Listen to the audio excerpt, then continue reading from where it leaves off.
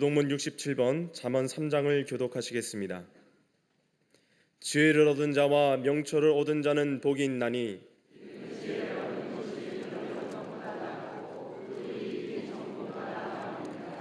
지혜는 진주보다 귀하니 내가 사모하는 모든 것으로도 이에 비교할 수 없도다.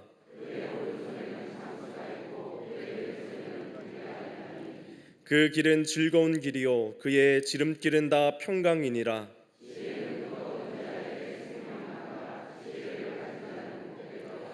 여호와께서는 지혜로 땅에 터를 놓으셨으며 명철로 하늘을 견고히 세우셨고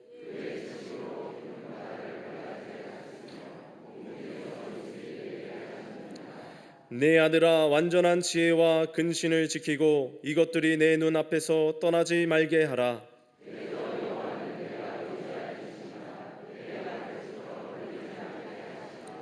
아멘.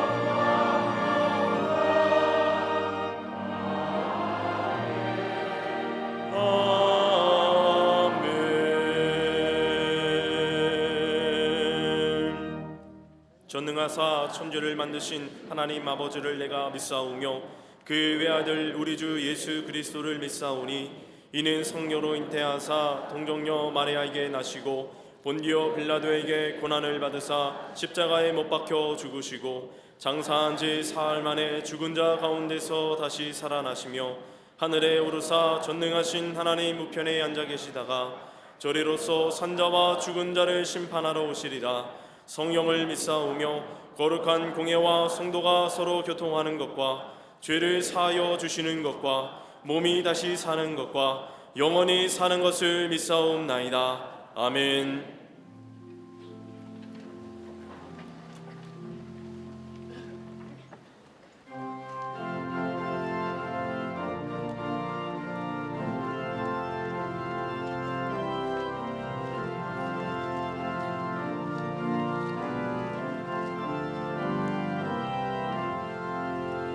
전지에 있는 이름 중 귀하고 높은 이름 주 나시기 전 지으신 그 주의 이름 예수 주 앞에 내가 엎드려 그 이름 찬송하면 내 귀에 들린 말씀 중 귀하신 이름 예수 주 십자가에 달릴 때 명패에 쓰인 대로 저 유대인의 왕이요 오늘의 왕이시라.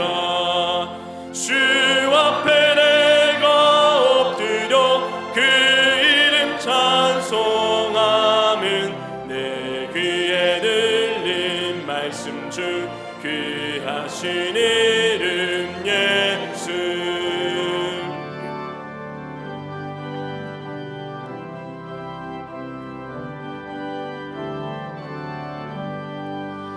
지금도 살아계셔서 언제나 하시는 일 나 같은 죄인 부르사 참 소망 주시도다. 주 앞에 내가 엎드려 그 이름 찬송하면 내 귀에 들린 말씀 중 귀하신 이름 예수 주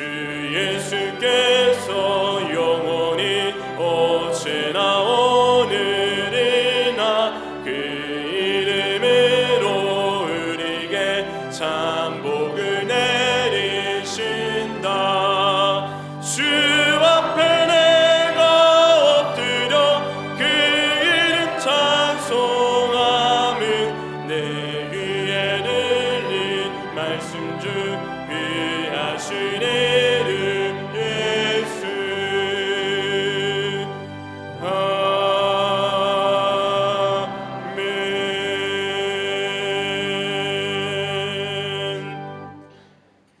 우리의 심령을 새롭게 하시는 하나님 아버지, 거룩한 주일 하나님의 보좌 앞으로 나와 온 맘 다해 예배를 드리게 하시니 감사를 드립니다. 이 시간 주님 앞에 모인 모든 성도들 한 마음과 한 뜻으로 하나님 아버지만을 경배하오니 이 예배를 기뻐 받아 주시옵소서. 땅에 있는 세상의 것들을 사랑하지 말고 위의 것을 찾으라 말씀하신 주님, 저희는 그 말씀을 잊은 채 육신의 정욕과 안목의 정욕, 이생의 자랑으로 살아왔음을 이 시간 고백하며 회개하오니 주의 십자가 보혈로 깨끗하게 씻어 주시옵소서. 반복되는 죄의 유혹에 넘어지지 않게 하시고 날마다 예수님을 닮아가며 세상에서 빛과 소금으로 살아가게 하여 주시옵소서. 창조주가 되시며 역사의 주관자가 되시는 하나님 아버지, 인간의 탐욕과 죄악으로 온 세계가 전쟁과 기근, 질병과 자연재해로 고통받고 있사오니 세계 곳곳에서 들려오는 절망과 고통의 외침에 귀 기울이시사 하나님의 긍휼과 크신 은총으로 이 땅을 고치시고 회복시켜 주시옵소서. 이 민족을 사랑하신 하나님, 하나님의 정의와 공의로 이 나라를 다스려 주시옵소서. 모든 위정자들과 지도자들에게 하늘의 지혜와 겸손, 바른 분별력을 허락하셔서 이 민족과 백성을 진정으로 위하는 성실하고 정직한 지도자들이 되게 하여 주시옵소서. 또한 위축된 경제 문제를 비롯한 모든 어려움들이 주 안에서 풀려지게 하시고 혼란과 불안이 아닌 상생과 화합의 역사가 이 땅에 충만히 임하게 하여 주시옵소서. 이 나라에 만연한 거짓되고 허망한 생각들을 거두어 주시고 마약과 동성애, 이단과 같이 우리를 미혹케 하는 어둠의 세력들을 주의 진리로 물리쳐 주시옵소서. 특별히 인권이라는 명분 아래 또 다른 역차별이 일어나지 않게 하시고 또한 학교의 권학 이념을 침해하는 사학법이 바르게 개정되어 우리 대한민국이 온전한 제사장 나라로 세워지게 하여 주시옵소서. 평화의 하나님, 저 북녘의 땅 은밀한 곳에서 신음과 탄식으로 기도할 수밖에 없는 저 북녘의 형제자매들을 기억하여 주시사 한반도의 복음적 평화 통일이 이루어지게 하여 주시옵소서. 교회의 머리가 되시는 주님, 한국교회가 십자가의 진리 위에 굳게 서게 하사 복음이 사라진 교회 구석구석에 회개의 눈물이 다시금 고백되게 하시고 그 가운데 부어지는 놀라운 성령의 임재를 다시금 체험하는 한국교회 되게 하여 주시옵소서. 이를 위해 우리 강립재단을 축복하시고 장작교회로서의 사명을 잘 감당케 하시니 감사를 드립니다. 범사의 기쁨으로 합당하게 행하여 선한 열매를 맺는 복된 재단 되게 하여 주시고 9개 나라와 12개 해외 선교센터를 통해 복음의 증인된 사명과 선한 영향력을 펼쳐나가는 능력의 재단 되게 하여 주시옵소서. 특별히 안디옥 개신교회 재건과 잠비아 선교센터 증축을 위하여 기도하오니 주의 은혜로 아름답게 지어져 모든 사역 위에 구원과 생명의 역사가 일어나고 주의 영광이 드러나게 하여 주시옵소서.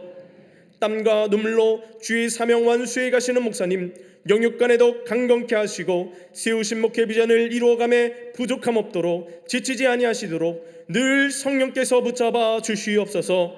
오늘 말씀 전하실 때 우리의 심령 골수를 쪼개는 강력한 말씀이 선포되어 우리의 삶을 위로하고 치유하고 변화시키는 그 은혜가 넘쳐나게 하여 주시옵소서.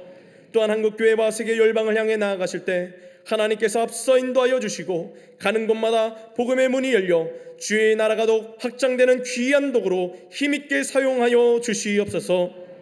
광림의 모든 권속들이 적극적 신앙과 일치된 순종으로 속회와 선교회를 든든히 세워가고 모든 사역을 기쁨으로 헌신하게 하여 주시옵소서. 교회 학교와 청년성경국, 청장년부와 사랑부, 샤이닝 모든 부서의 부흥의 새바람을 일게 하시고 샤이닝 겨울 성경학교를 통해 하나님의 뜻을 발견하는 은혜의 시간 되게 하여 주시옵소서. 또한 이를 위해 헌신하는 모든 교사들에게 성령의 지혜와 그리스도의 심장을 허락하시어 이 땅 위에 하나님 나라가 더욱 아름답게 세워지게 하여 주시옵소서. 주님 주신 달란트로 찬미의 제사를 올려드리는 갈릴리 성가대와 오케스트라의 찬양을 기뻐 받으시고 주의 제단을 장식한 손길과 예배를 위해 헌신하는 모든 이들에게도 하나님의 놀라운 은총을 허락하여 주시옵소서.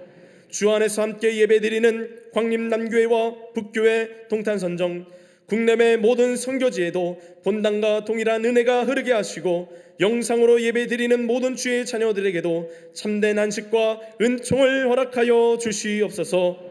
이 모든 말씀 우리를 구원하여 주신 우리 주 예수 그리스도의 이름으로 간절히 기도하옵나이다. 아멘. 하늘에 계신 아버지 이름 거룩하사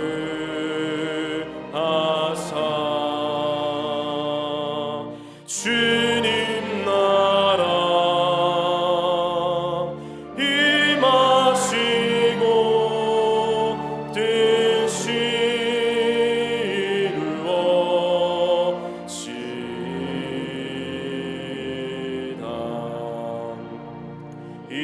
일용할 양식 주시고 우리들의 큰 죄 다 용서하옵시고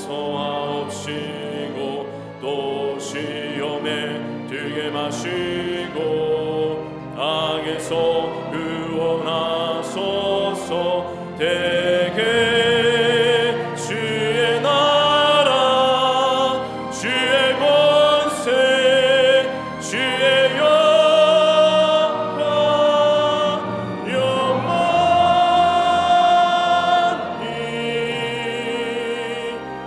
아멘.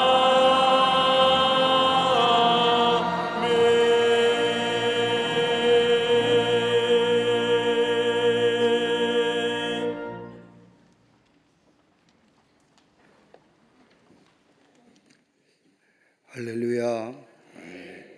거룩한 주일입니다. 추운 날씨에도 불구하고 주의 전에 나와 하나님 앞에 예배한 우리 모든 광림의 권속들과 또 영상을 통하여 예배에 참여한 모든 이들 위해 하나님의 놀라운 은혜와 축복이 함께 하시기를 먼저 주의 이름으로 축복합니다. 앞뒤 전후 좌우 계신 분과 함께 인사하시겠습니다. 하나님은 사랑이십니다 라고 인사들 나누시기를 바랍니다.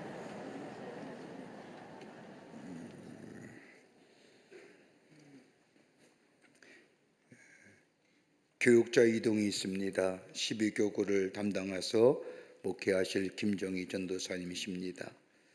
사순절 갈보리 기도회가 2월 18일부터 4월 4일까지 베델 성전에서는 5시, 나사렛 성전에서는 6시에 있겠습니다. 올해는 사순절이 조금 빠르고요. 부활절이 4월 5일 첫째 주일이 됩니다. 2월 18일부터 4월 4일까지 사순절 기간에 우리 예수님의 고난과 십자가의 죽으심을 기억하며 예배드리는 이 사순절 갈보리 기도에 기억하시고 여러분 많이 참여해 주셔서 예수님의 고난과 죽으심을 깊게 묵상하며 우리의 믿음이 우리의 신앙이 주님 앞에 더 가까이 나아가는 기회로 삼으시기를 바랍니다. 사이닉스쿨 겨울 성경학교가 2월 9일부터 13일까지 샤이닝이라고 하는 주제로 진행이 됩니다. 하나님이 시대의 사사를 어떻게 부르셨는가 말씀을 통하여 배우는 겁니다. 말씀의 자리요, 친구와 함께 만나는 자리요, 또 재미있는 자리입니다. 여러분의 자녀들 보내주셔서 어려서부터 말씀을 배울 수 있는 기회로 삼으시기를 바랍니다. 명절 가정 예배문 제작됐습니다. 간혹 이렇게 들어보니까 옛날 거 아니야 이렇게 얘기하시는데 뉴 버전입니다. 다들 옛날 것만 생각하시는데 새로운 버전으로 나왔으니까 가져가셔서 명절에 예배드리는 기회가 되시기를 바랍니다. 오늘 강단 미안의 28교구의 김기자 권사님 가정에서 자녀들과 함께 송영주 장로님 3주기를 추모하며 장식해 주셨습니다.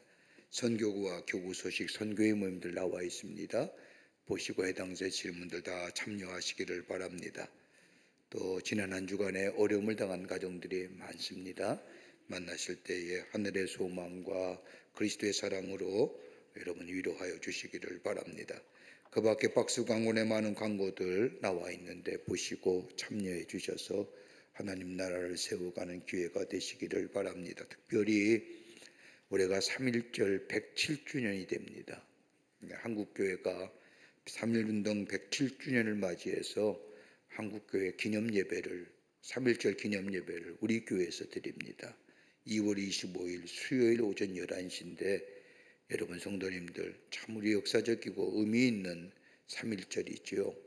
여러분들 오셔서 함께 나라를 생각하며 또 나라의 자유와 독립을 외쳤던 우리 선열들을 생각하면서 또 하나님의 은혜를 생각하며 함께 예배드리는 그런 귀한 시간이 되기를 바랍니다. 한국교회를 대표해서 우리 교회에서 예배드리는 겁니다. 여러분들 많이들 참여하여 주시기를 바랍니다. 그 밖에 광고들 보시고 기도와 관심과 참여를 부탁드립니다. 이제 성경 묵도 읽겠습니다.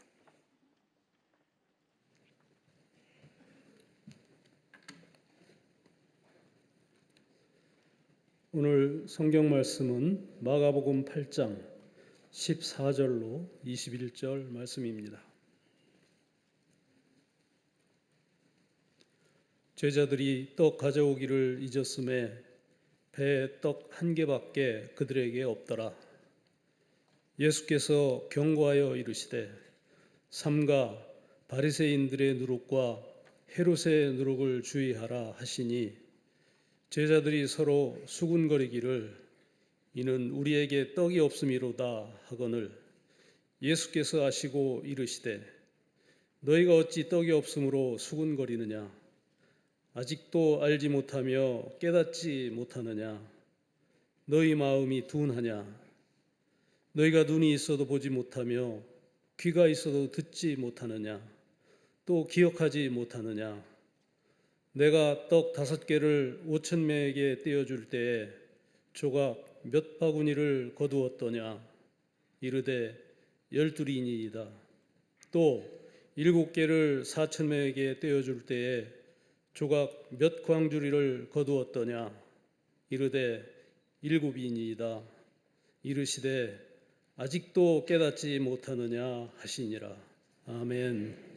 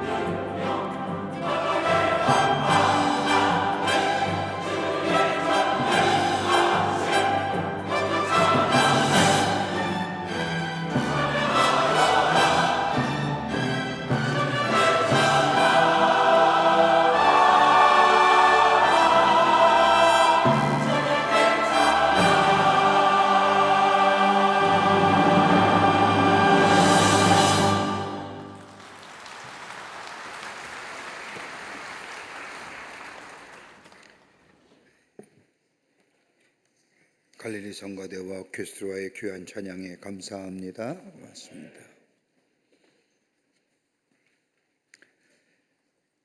예수님의 공생의 3년은 하나님 나라의 복음을 전하셨던 것에 힘쓰셨던 것을 보게 됩니다.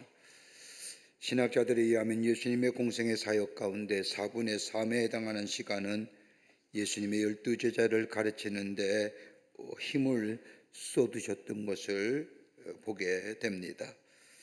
이렇게 많은 시간을 제자들을 가르치는 데 쏟은 것은 다름이 아니라 저들로 하여금 하나님 나라의 복음의 기쁜 소식을 전하는 길을 바라는 마음으로, 그리고 저들을 바른 길로 인도하시고자 함이었습니다.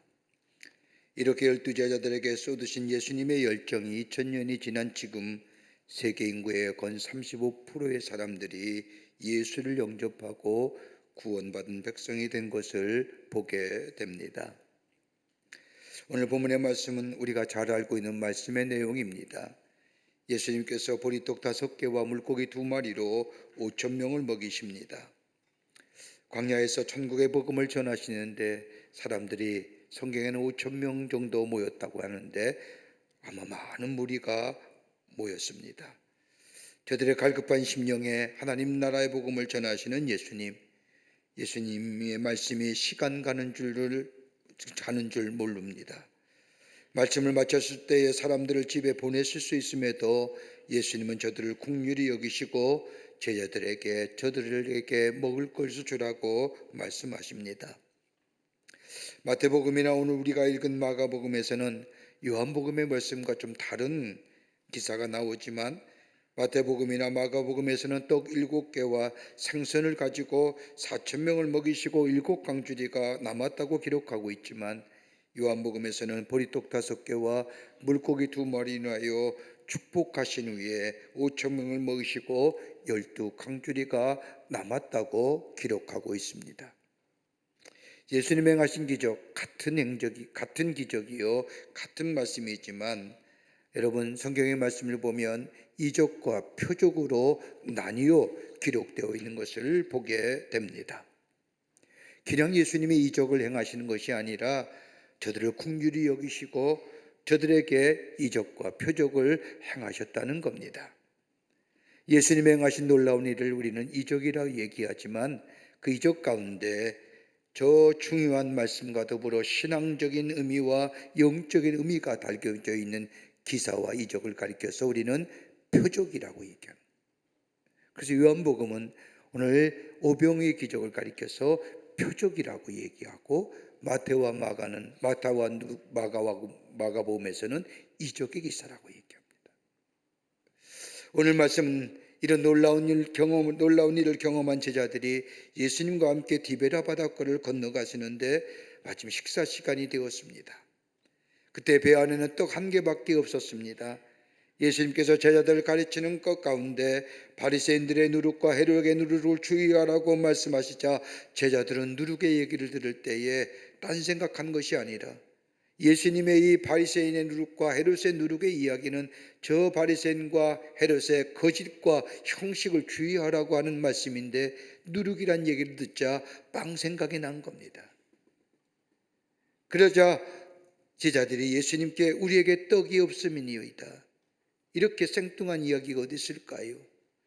예수님은 저 바리새인과 저 헤롯의 거짓과 형식주의를 주의하라고 하는데, 제자들은 그 예수님의 말씀에 귀 기울인 것이 아니라 자신들의 떡이 없음을 발견하면서 우리에게 떡이 없습니다 라고 수군거립니다. 본문의 말씀에 수군거리다고 하는 말은 의논한다는 말인데, 이 단어의 본래의 뜻은 이성에게 호소하며 변론한다, 지금의 말로 가면 책임의 소재를 따지는 겁니다. 왜 너 떡 안 가져왔어? 왜 네 책임인데 네가 떡을 가져오지 않았어? 아마 베드로에게 하나같이 이야기했을 겁니다. 먹을 것이 없음에 책임 소재를 따졌다는 겁니다. 제자들의 이러한 모습을 보신 예수님께서 오늘 본문의 말씀을 보면 너희가 어찌 먹을 것이 없으므로 수군거리느냐, 아직도 알지 못하며 깨닫지 못하느냐, 너의 마음이 둔하냐 라고 책망하시며, 보리떡 5개로 5,000명을 먹이고도 10주리 강주리가 남은 것을 기억하지 못하느냐, 또 떡 7개로 4,000명을 먹이고 7광주리가 남은 것을 기억하지 못하느냐라고 하며 제자들의 믿음에 대하여 책망하신 것이 오늘 본문의 말씀의 내용입니다. 예수님이 하신 제자들의 수군거림에 대하여 예수님이 책망하신 내용을 정리해보면 5가지로 나옵니다. 어찌 수군거리느냐? 왜 떡이 없음이 너희의 문제가 되느냐? 또 하나, 왜 깨닫지 못하느냐? 왜 이리 너희는 무관심하느냐? 더 나아가 어찌하여 너희의 마음이 그토록 둔하느냐? 왜 너희의 마음이 그렇게 강팍하느냐? 더 나아가 보지도 못하며 듣지도 못하느냐라고 하는 말은 어찌 너희에게 믿음이 없느냐? 더 나아가 왜 기억하지 못하느냐? 좀 전에마다 너희가 큰 은혜를 입었다고 하나님을 찬양하며 그렇게 기뻐하지 않느냐? 왜 은혜를 잊어버리고 사느냐? 왜 은혜를 기억하지 못하느냐? 오늘 이 말씀은 저 2000년 전에 제자들에게 향한 말씀일까요? 오늘 우리의 삶을 향하여 예수님이 하시는 믿음의 책망의 소리는 아닐까요? 마치 예수님과 제자들이 디베랴 바닷가를 건너가듯이 우리의 삶이, 우리의 여정이 저 배를 타고 바다를 건너갔던 항해의 여정에 우리의 삶 속에 당하는 수많은 문제와 수많은 어려움들, 좀 전에 저 광야에서 오병이의 기적을 경험했음에도 불구하고 내 삶 속에 떡이 없음에, 내 삶 속에 하나님을 향한 믿음의 모습이 적음에, 주의 은혜가 내게 있음에도 불구하고 내 안에 감사와 감격이 사라지고 무기력한 인생을 살아가는 우리들에게 오늘 예수님은 왜 수군거리느냐? 왜 문제가 되느냐? 왜 먹을 것이 없음에 너의 문제가 되느냐? 더 나아가 왜 깨닫지 못하느냐? 왜 이리 무관심이냐? 왜 이리 마음이 강팍하냐? 왜 이리 믿음이 없느냐? 왜 미래 기억하지 못하고 살아가느냐? 오늘 우리를 향한 믿음의 새로운 재발견에 관한 예수님의 말씀이 아닐까요?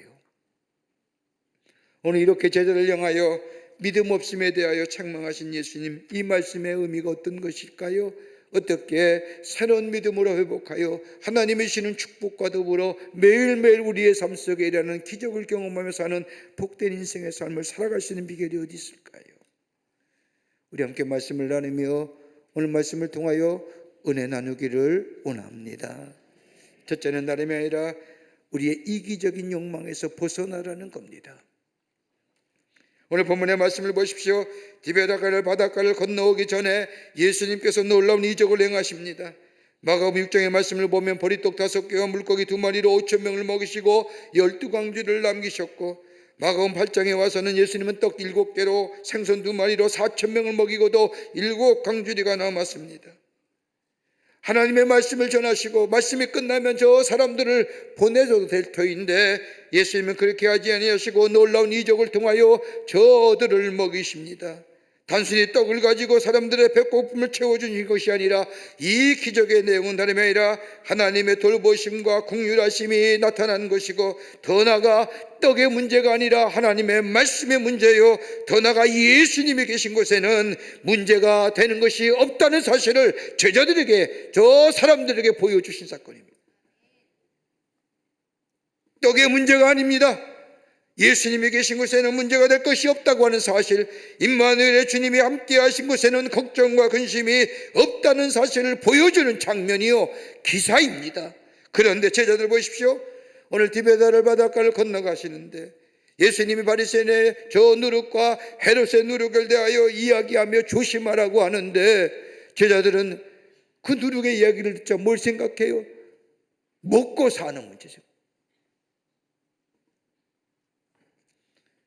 저 신앙에 있어서의 형식과 거짓을 주의하라고 하는 예수님 말씀에 누룩이란 얘기를 듣자 그 누룩, 부풀게 하는 거짓스러운 형식적인 것을 조심하라고 하는 말씀에 제자들은 예수님의 말씀에 귀담아 듣는 것이 아니라 먹고 사는 문제,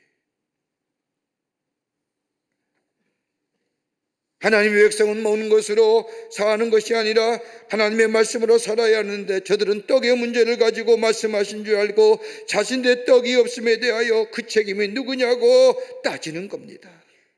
여러분, 마태복음 6장 25절의 말씀을 보면 내가 너희에게 이르노니 목숨을 위하여 무엇을 먹을까 무엇을 마실까 무엇을 몸을 위하여 무엇을 입을까 염려하지 말라. 이는 다 이방인이 구하는 것이니라. 목숨이 은습보다 중하지 아니하며 몸이 의복보다 중하지 아니하느냐. 본질이 뭐냐는 겁니다. 하나님의 백성은 하나님의 말씀으로 살아야 되는 건데 하나님의 백성이 먹을 것 가지고 염려하는 것이 아닌데, 그러기에 예수님은 오병의 기적을 통하여 저 보리떡 7개와 생선 2마리로 4,000명을 먹이시고 이정을 행하셨는데 제자들은 그것을 깨닫지 못한 거예요. 여러분, 시편 49편 20절의 말씀을 보면 존귀 하나 깨닫지 못하는 사람은 멸망하는 짐승과 같다고 하는 말씀처럼, 여러분, 사람의 깨달음이 없으면 사람이 아니라 짐승이라는 겁니다. 보고 깨달아야 됩니다. 듣고 깨달을 수 있어야 됩니다. 여러분, 왜 깨달음이 없느냐? 무관심이요, 무감각해요, 잘못된 선입견과 편견이요, 가장 결정적인 이기적인 욕망 때문에 자기의 자신에만 집중되어 있기 때문에. 여러분, 이태리 로마에 가면 시스티나 성당에 그 기록된 미켈란젤로의 천지창조의 벽화를 보신 적이 있을 겁니다. 30대 중반의 미켈란젤로는 1508년부터 1512년 약 4년 동안이나 140평에서 시스티나 성당에 걸작품인 회반죽을 버리고 채색을 하는 프레스코 기법으로 저 9가지의 천지창조의 그림을 벽에 세워놨습니다. 그 가운데 4번째 프레스코 화가인 아담의 창조를 보면, 이 그림 여러분도 잘 아실 것이지만 하나님이 뻗으시는 팔이 아담의 팔로 향하는데 아담의 팔과 하나님의 팔이 불과 몇 센치 차이입니다. 이 그림을, 이 프레스코화를 그린 이유는, 근거의 성경은 창세기 1장 26절의 말씀을 보면 하나님이 이르시되 우리의 형상을 따라 우리의 모양대로 우리가 사람을 만들고 라고 하는 이 말씀에 근거하여 이 미켈란젤로가 하나님의 손길이 저 아담의 손길과 맞닿은 장면으로 그림화시킨. 가만 보세요. 근데 그림은 아담 무심코 손을 내밀어요. 아무 생각 없이 멍하게, 생기 하나 없는 손. 그런데 우리 하나님은 얼굴에 활력과 영감이 넘칠 뿐만 아니라 단호한 의지가 있는 반면에 아담은 그저 멍하게만 있습니다.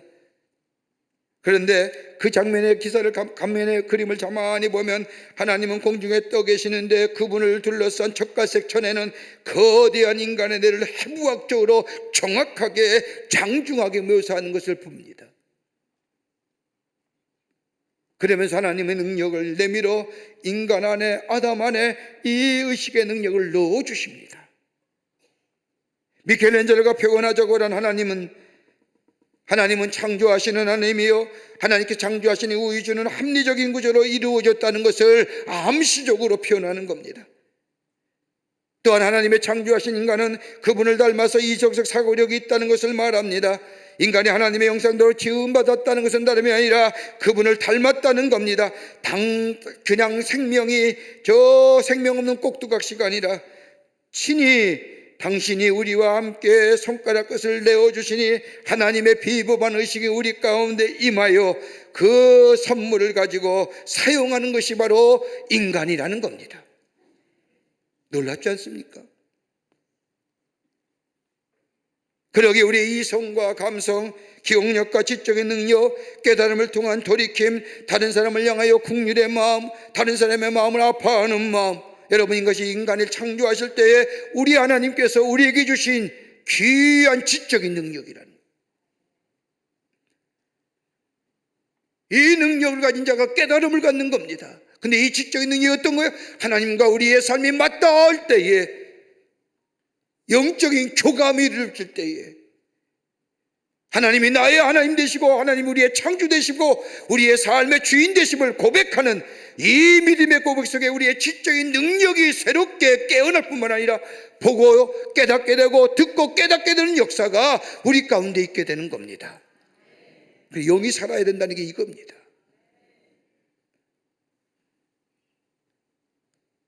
영이 죽으니 관심이 없는 거예요. 영이 죽으니 무각한 건 거예요. 여러분, 예배 드릴 때도 마찬가지입니다. 하나님에 대한 뜨거운 관심이 있다고 한다면 예배 그 자체가 내가 감격이 됩니다. 말씀을 들을 때에 그 말씀이 내게 은혜가 됩니다. 예배의 자리에 올 때마다 내가 기대치가 있습니다. 오늘 하나님이 나에게 뭐라고 말씀하신지 기도할 때 은혜가 됩니다. 찬송을 부를 때 그 찬송이 나의 신앙 고백이 됩니다. 말씀을 들을 때에 그 말씀을 나의 말씀으로 받아들입니다. 그러게 예배가 내 안에 기쁨과 감격의 시간과 장소가 되는 겁니다. 왜요? 영이 살아있기 때문에.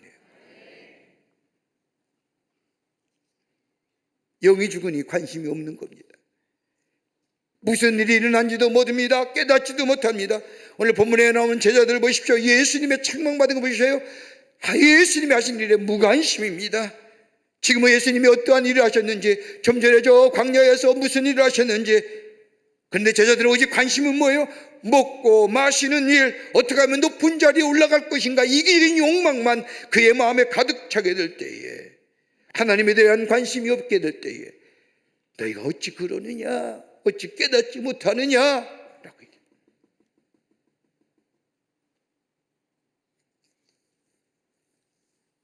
여러분, 이런 마음의 소유자를 가리켜서 성경은 뭐라고 얘기하느냐? 강팍하다는 거예요.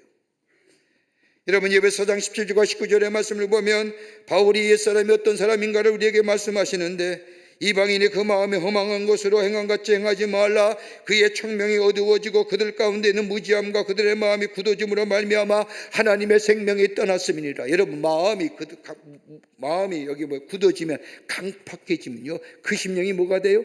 하나님의 떠난 인생. 보고도 깨닫지 못하는 겁니다. 들어도 알지 못하는 겁니다. 하나님의 영이 그의 마음이 있을 때에, 보고 올 때에 깨닫게 되고 들을 때에 깨달아지고 우리의 마음의 변화를 받고 우리의 심령이 변화받는 새로운 존재로서의 새로운 미래를 열어가는 존재가 될 터인데, 마음이 강박한 건 뭐예요? 나 이기적인 욕망이 가득 차기 때문에.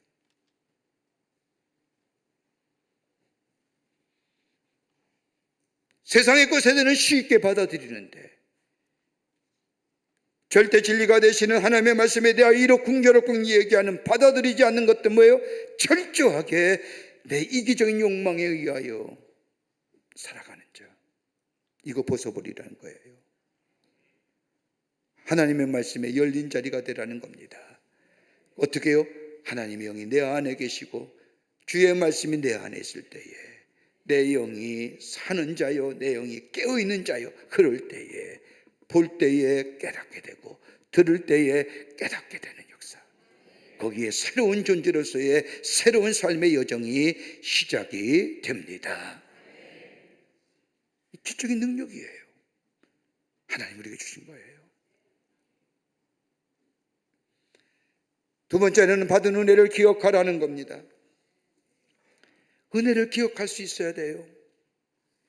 오늘 여기 마가복음 8장 19절의 말씀을 보면 떡이 하나밖에 없다고 서로 갑론을박하는 제자들 향하여 너희가 눈이 있어도 보지 못하고 귀가 있어도 듣지 못하느냐, 또 기억하지 못하느냐.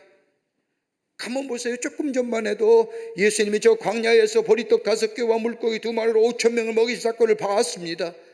여러분, 얼마나 감동스럽겠어요. 얼마나 놀라운 일이겠어요. 시간이 다 지나서 점심시간이 훅 지났을 때 예수님께서 저 사람들이 먹지 못함을 아시고 제자들을 불러서 말씀하지 않습니까? 너희가 먹을 것을 주라. 그랬더니 제자들이 뭐라고 얘기합니까?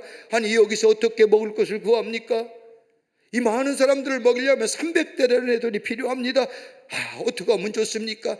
라고 할 때에 어린 소자가 가져온 저 보리떡 5개와 물고기 2마리를 가지고 예수님께서 축사하신 후에 제자들에게 나눠주게 하자 5,000명이 먹이시고 먹고 12광지가 남았습니다. 여러분, 얼마나 기적의 일입니까? 예수님이 함께 하시면 떡의 문제가 아니라는 겁니다. 그런데 제자들은 그것을 쉽게 잊어버렸습니다. 예수님 베푸신 은혜를 잊어버리고 말았습니다. 여러분, 은혜는 기억해야 되는 겁니다. 너무 쉽게 은혜를 잊어버리고 삽니다. 왜요? 예수님이 기도 한 번 하니까 5,000명이 먹으니까 여러분, 값싼 은혜로 받아들여요. 여러분, 이스라엘 백성을 보십시오. 하나님의 놀라운 은혜 속에 출애굽하지 않습니까? 12가지의 재앙에서 구원을 받습니다. 그리고 홍해를 기적과 같이 건넙니다. 그런데 여러분, 성경 말씀은 딱 2주일이 못 돼서 왜 우리를 이 광야에서 데리고 나왔느냐, 왜 우리가 여기서 죽게 하느냐, 저 애굽의 공동거지가 훨씬 낫다, 왜 물이 없느냐, 왜 먹을 것이 없냐, 왜 고기가 없느냐, 이 2주 만에 원망하기 시작합니다. 저들의 최대가 받은 것이 저들의 뛰어남이었을까요? 바로의 업적입니까? 모세의 능력입니까? 하나님의 은혜 아닙니까? 은혜를 잊어버린 겁니다. 여러분, 은혜가 사라지면 우리 입에서 뭐가요? 불평이 나오지요. 불만이 터져 나오지요. 하나님의 은혜가 내 안에 있으면 우리 안에 뭐 감사가 넘쳐납니다. 감격이 있게 됩니다. 그 감사와 감격이 우리의 삶의 생명의 에너지를 공급해 줍니다. 그래, 은혜가 있는 자에게 감사와 감격이 있고, 감사와 감격이 있는 자에게 그 삶이 활력이 넘쳐난 인생으로 살아갑니다. 얼마 전에도 병원에 입원한 우리 환자를 제가 신방하고 왔는데, 저는 병원에 입원해 있는 교우들을 신방하고 올 때마다 제가 오히려 은혜를 받고 와요. 수술하고 입원했으니 얼마나 힘들까 하는 마음을 가지고 위로하는 마음으로 기도하기 위해서, 기도드리기 위해서 가는데, 가게 되면 턱 붙잡고 하는 말씀들이 거진 같습니다. 목사님, 제가 여기 있어 보니 하나님의 은혜가 얼마나 귀한지, 얼마나 은혜가 귀한지, 병원에 누워있으니 하나님의 은혜가 얼마나 귀한지를 알았습니다. 아내와 자녀들이 얼마나 소중한 것을 알았습니다. 하나님이신 이 건강이 얼마나 소중한지, 이 건강 하나님의 은혜에게 은혜로 주신 겁니다. 오히려 제가 기도하러 갔다가 은혜 받고 돌아오는 길이 많아요. 은혜 받는 자, 은혜를 기억하는 자, 감사가 있고 감격이 있습니다. 은혜가 없으니까 뭐요? 불평과 불만이. 어떤 사람이 기차 여행을 하면서 크게 성공한 부부와 함께 기차 여행을 하게 되었습니다. 여행자는 값비싼 옷에 보석을 얻은 그 부부와 마찬가지로 객석의 1등석을 타고 여행을 가는데 객실이 아주 편안했습니다. 근데 값비싼 옷을 휘감은 부인이 객실에 들어서자마자 불평을 쏟아내기 시작한 겁니다. 온도가 맞지 않는다니, 조명이 침침하다니, 음식이 맛이 없다니, 좌석이 더럽다니, 온갖 불평을 끊임없이 쏟아냅니다. 이러한 불평에 거세에 있던 다른 승객들도 기분이 썩 좋지 않는 겁니다. 기차를 타고 가는 동안에 여행자는 그 부인의 남편과 함께 대화를 나눌 수 있는 기회가 되었습니다. 여행자가 남편 되는 사람에게 무슨 사업을 하느냐고 묻자 그는 자동차 사업을 하는데 하나님의 복을 주신 덕분에 사업이 아주 잘 된다고 대답을 하는 겁니다. 그러면서 덧붙이기를 제 아내는 지금 제조업을 하고 있습니다 라고. 여행자는 묻지도 않았는데 남편이 우리 아내의 직업이 제조업입니다 라고 얘기하는 겁니다. 여행자는 가만히 생각해 보았습니다. 부인을 보니 품위도 있고 옷도 잘 차려입은데 왜 저렇게 불평을 쏟아낼 수 있을까? 그러면서 호기심이 생긴 여행자가 남편에게 묻습니다. 그러세요? 근데 부인은 무엇을 만드는 제조업에 종사합니까? 라고 물었더니 남편이 빙그레 웃으면서 제 아내는 불행을 만드는 제조업에 종사합니다. 뭐요? 불평하는 거예요. 어딜 가든 불평하거든요. 여러분, 너무 값비싼 은혜기에 쉽게 잊어버리는 건 아닌지요? 베푸시는 은혜에 대한 감사의 상실, 베푸시는 은혜에 대한 감사의 망각, 여기는 새로움의 역사가 없는 겁니다. 에레미야 33장 10절의 말씀을 보면 이스라엘 백성이 하나님을 향하여 찬양하는 기사가 나옵니다. 유다의 성읍들과 예루살렘 거리에서 즐거워하는 소리, 기뻐하는 소리, 신랑의 소리, 신부의 소리와 및 만군의 여호와께 감사하라. 여호와는 선하시니 그 인자하심이 영원하도다라는 소리와 여호와의 성전에 감사제를 드리는 자들의 소리가 다시 들리니 이는 내가 이 땅에 포로를 돌려보내어 지난 날처럼 되게 할 것임이라. 여호와의 말씀이니라. 하나님의 약속이거든요. 어떻게 해요? 기뻐하는 자, 감사하는 자, 예루살렘 거리에서 즐거워하는 자, 하나님의 은혜에 찬송하는 자, 이런 자에게 하나님 뭐예요? 치유와 회복을 통하여 하나님이 그의 삶 속에 하늘의 축복을 허락하여 주신다는 약속이에요. 여러분 성경 말씀을 보면요, 구약 성경에 여호와께서 말씀하시니라고 하는 말씀이 400번 이상 나오는, 그 약속은 뭐예요? 그 말씀은 약속이라는, 감사의 찬성이 울려 퍼지는, 감격의 찬성이 울려 퍼지는 지난해 베푸신 은혜에 대하여 잊어버린 것이 아니라 은혜를 생각하며 하나님 앞에 찬송하는 그 사이에게 하늘은 뭐예요? 하나님은 치유와 회복을 통하여 새로운 하나님의 은혜 가운데 새로운 미래를 열어가게 해 주신다는 겁니다. 제자들은 그 잊어버린 거예요. 왜 깨닫지 못하느냐? 왜 기억하지 못하느냐?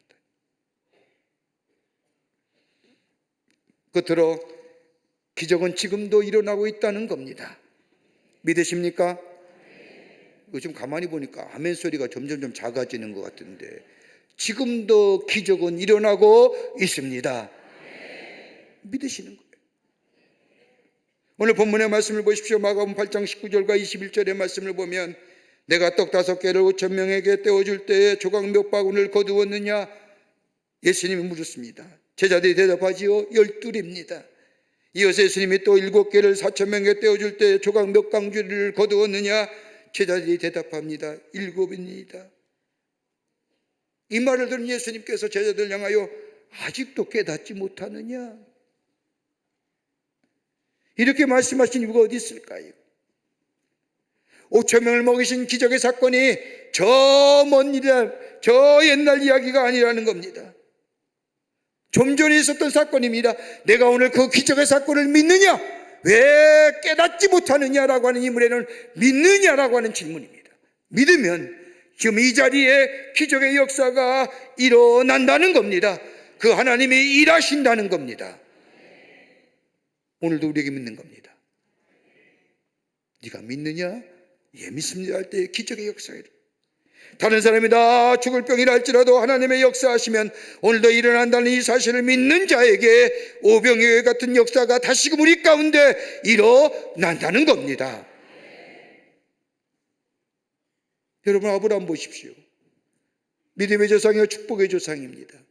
창세기 15장의 말씀에 하나님께서 아브라함에게 말씀하시죠. 본토와 친척과 아이의 집을 떠나 내가 지시할 땅으로 가라. 아브라함은 아무것도 가진 것이 없습니다. 그렇게 말씀하시면서 네가 나의 말 딸을 따라 따를 때에는 하늘의 별과 같이 바닷가의 모래와 같이 내 자손의 번성함을 주리라.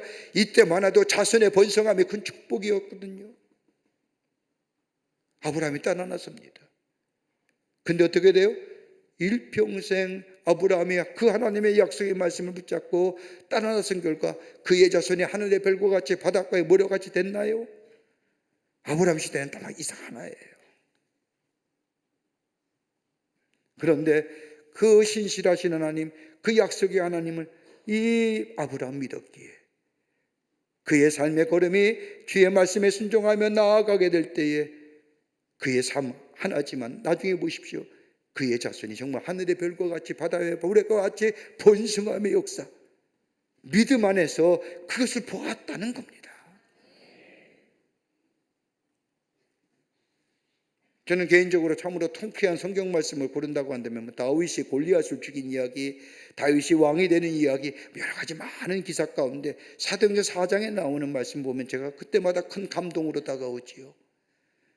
여러분, 사도행전 4장의 말씀을 보면 베드로가 변화되어 가야바뜰에서 예수 이름 외에는 구원받을 만한 이름이 없다. 너희가 죽인 예수가 하나님의 아들이요 우리의 메시아가 된다고 저 가야바뜰에서 사내들인 공의에게 외친 그 말씀, 여러분 생각해 보십시오. 얼마나 감동스럽습니까? 그런데 그때이 어느 때입니까?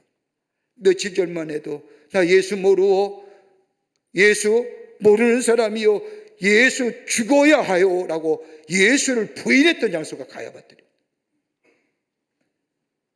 그런데 이 베드로가 성령 안에서 새로워지게 될 때에 그가 똑같은 장소에서 불과 며칠 전에 있었던 것과는 정다르게 예수를 증거하는 거예요. 어떻게 됐을까요?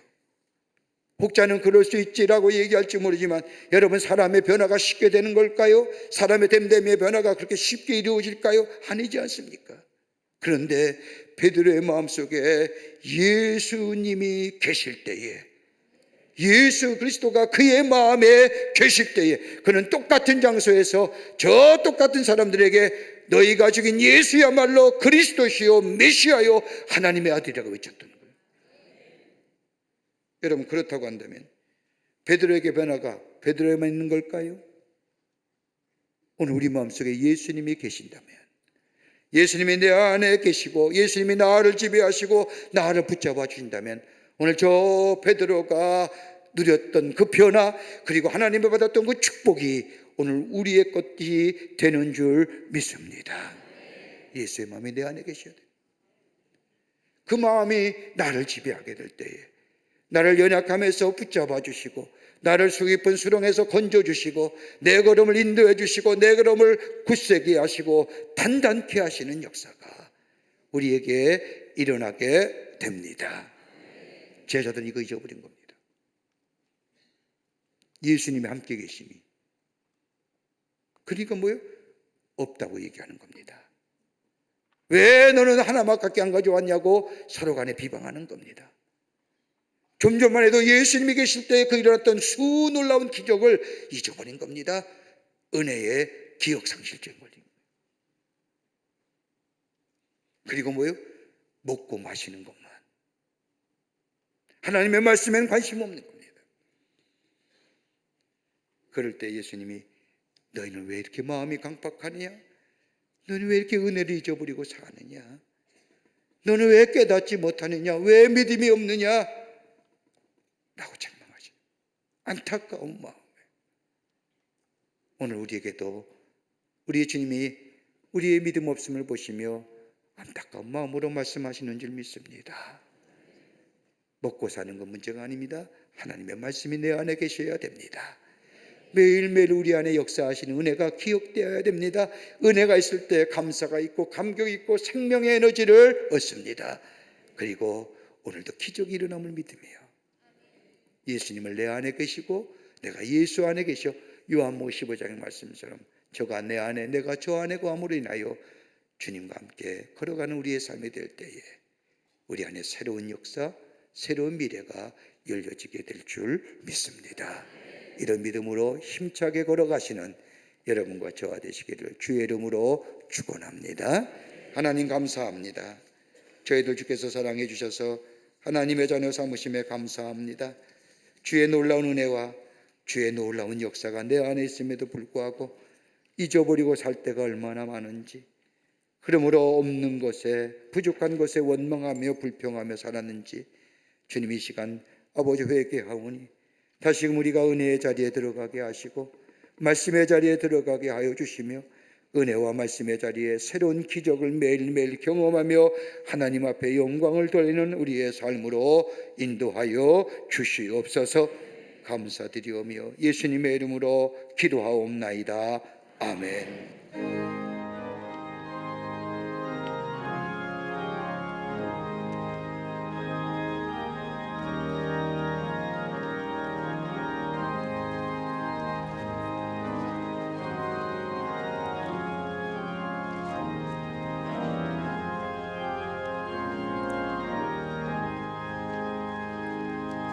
고통의 멍에 벗으려고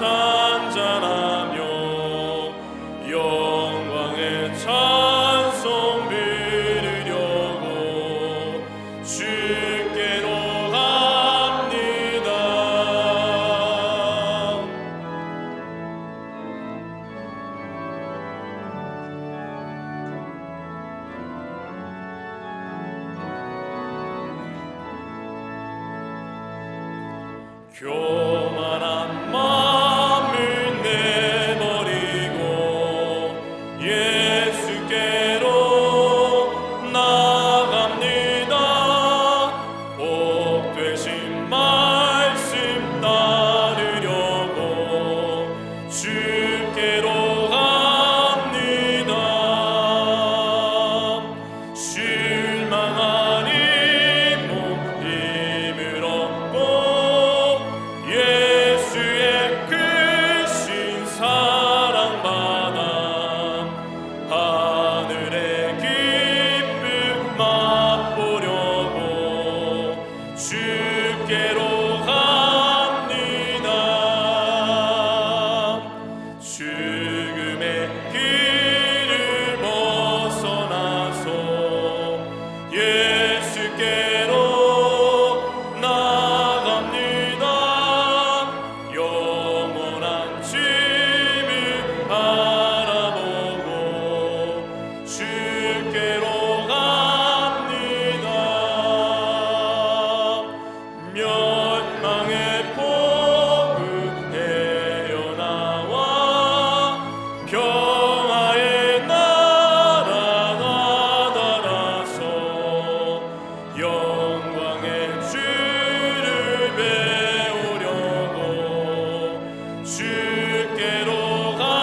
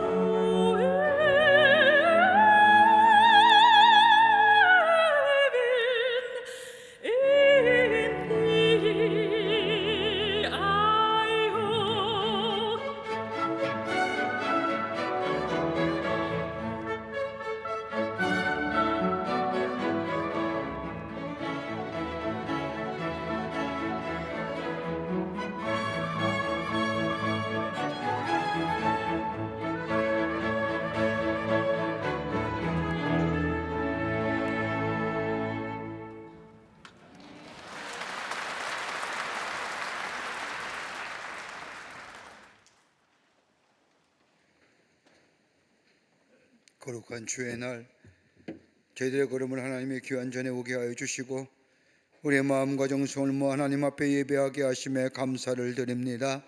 우리 예배를 기쁘게 받으시고 하늘의 문을 여시사 하늘의 놀라운 은혜와 축복이 이 시간 우리 안에 넘쳐나게 하여 주시옵소서. 하나님 앞에 예배하며 귀한 예물 성별하여 주님 앞에 드립니다. 저희들의 믿음과 주님 사랑의 고백이 오니 기쁘게 받으시고 이 예물이 쓰일 때마다 하나님 나라가 세워지며 아버지 하나님의 주께로 돌아오는 자가 많아지며 이 세상에 하나님의 나라의 말씀이 편만해지는 역사가 나타나게 도와 주시옵소서. 드린 손길마다 축복하여 주시되 저들의 삶과 기업과 가정 위에 하나님의 은혜와 축복이 넘쳐나 하나님의 살아계심이 증거되는 당신의 백성들의 가정과 삶 되게 하여 주시옵소서. 아버지 하나님 간절히 기도합니다. 이 나라의 백성을 긍휼히 여겨주시고 하나님의 어려운 장중에 붙잡아 주시며 주님 선한 길로 인도하여 주시옵소서. 우리의 들려오는 소식이나 우리의 마음에 걱정과 근심이 있습니다. 염려가 있습니다. 그러나 역사의 주관자가 되으시는 하나님 아버지, 주께서 이 나라 이 백성을 다스려 주시사 아버지 하나님의 인도함 받는 귀한 역사가 이 땅과 이 백성 위에 나타나게 도와 주시옵소서. 정치가 새로워지게 하시며 경제가 부흥하게 하여 주시며 사회 안녕을 허락하여 주시며 하나님의 다시는 위한 역사가 이 땅과 이 백성 위에 있게 하여 주시옵소서. 아버지 하나님이여, 저 북녘에 우리의 사랑하는 동포들 아버지 하나님의 속히 구원하여 주시며 이 추운 날씨에 아버지 하나님이여 굶주리고 헐벗고 아버지 하나님이여 억압당하는 저 북녘에 우리의 사랑하는 동포들 하나님 속히 구원의 역사가 있게 하시되 복음을 알아내는 역사가 나타나게 도와 주시옵소서. 아버지 하나님, 지구 전 곳곳에서 들려오는 전쟁의 포성도 하나님 속히 멈춰지게 하여 주시며 아버지의 기후와 자연재해로 인한 신음한 소리도 하나님 멈춰지게 하여 주시며 아버지 하나님이여 서로 협력하며 서로 도우며 아버지 나누며 이 살아가는 평화의 지구촌이 되게 도와 주시옵소서. 이 시간에도 나라를 위해 수고하는 우리의 장병들의 헌신과 수고가 있습니다. 추운 날씨에 건강과 안전으로 지켜주시며 저들의 수고가 헌신이 헛되지 않도록 이 땅의 자유와 평화와 안보가 지켜지게 도와 주시옵소서. 하나님, 우리의 믿음이 아버지 매일매일 새로운 믿음이 되게 하시며 은혜 안에 거하는 자 되게 하여 주시며 예수가 내 안에 계하심으로 인하여 새로운 기적을 매일매일 경험하는, 그래서 우리의 믿음이 진을 믿을 뿐만 아니라 우리의 삶의 풍요로움의 역사를 경험하는 저희가 되게 하여 주시옵소서. 감사드리오며 예수님의 이름으로 기도하옵나이다. 아멘.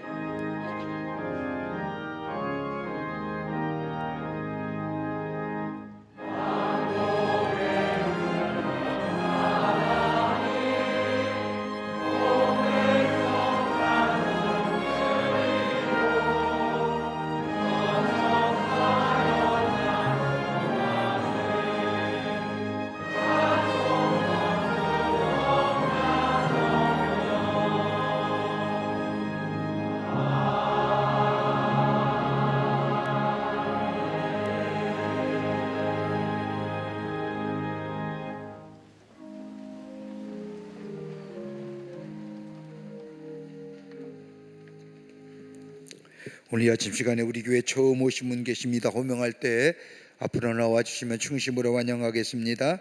우리 정원강 권사님 인도하신 신태수님 어디 계십니까?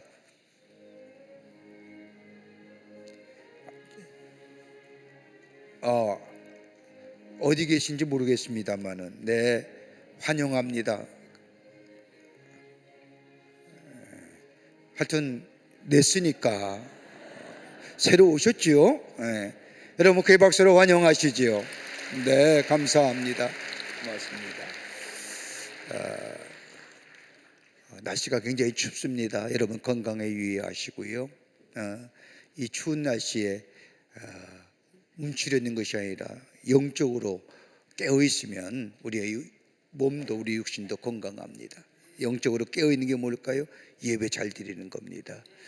2부 예배도 많은 분들이 오셨는데 우리 이 예배 소중히 여기요 영적인 건강과 더불어 우리의 육신의 강건함을 누리시는 우리 모든 광림의 교우들이 되시기를 바랍니다. 뉴스레터 나왔습니다. 여러분 나가실 때 가져가셔서 보시고 우리 교회에 있었던 일들 함께 나누고 전도의 기회로 활용하시기를 바랍니다. 다 일어나실까요? 우리 함께 마지막 찬송하시겠습니다.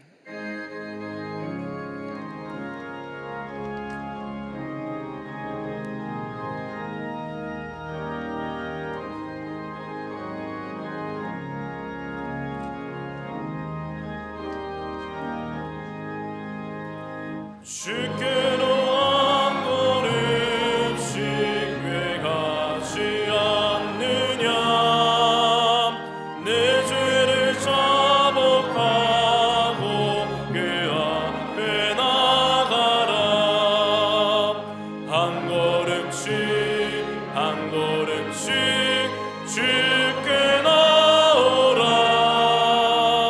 주님께 아뢰이면 너 복을 받으리라 값없이 주는 은혜 너 거절 말아라 주께로 한 걸음씩 너 빨리 나가라 주께서 너를 맞아 내 죄를 사하라이 한 걸음씩 한 걸음씩 주께 나오라 주님께 아뢰이면 너 복을 받으리라 값없이 주는 은혜 너 걱정 말아라